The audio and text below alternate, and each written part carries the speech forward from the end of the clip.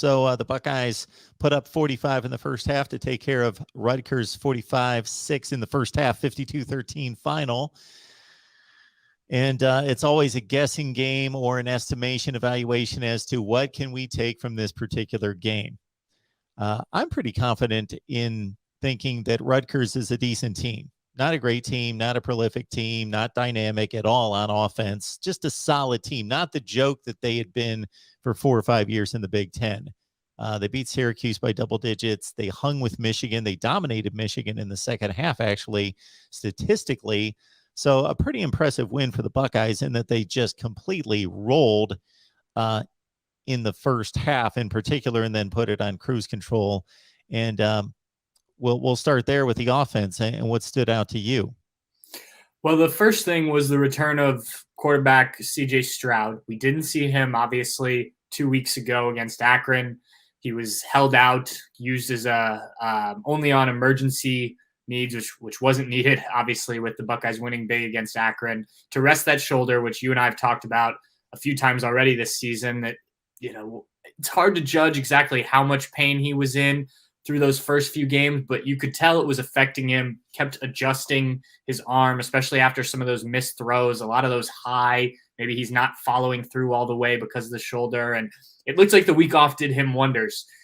And again, it's against a Rutgers team that isn't the stiffest of competition, but had been very good against the pass. I came into the game thinking the Buckeyes would just run the heck out of the ball because Rutgers would drop deep and try and stop CJ Stroud or whoever the quarterback was. But CJ Stroud was 17 of 23 for 330 yards and 5 touchdowns. He didn't throw an interception for the first time this season, which was obviously a step in the right direction, and looked really good doing it. And I know some of the other games against Oregon, he put up bigger numbers and things like that. And I think there's something to that, doing 484 yards in your second game as a starting quarterback. But this game, he really looked the part of an Ohio State quarterback, looked like the player we heard about all offseason that was, pulling ahead and in fall camp from the other quarterbacks on Ohio State's roster in that race.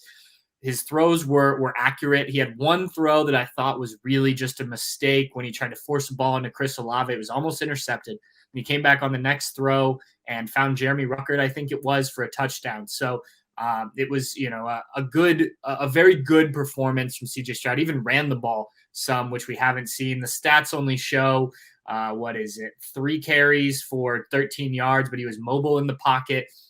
At one point, had to step up to avoid a rush, kept his eyes downfield, found Chris Olave for a big touchdown.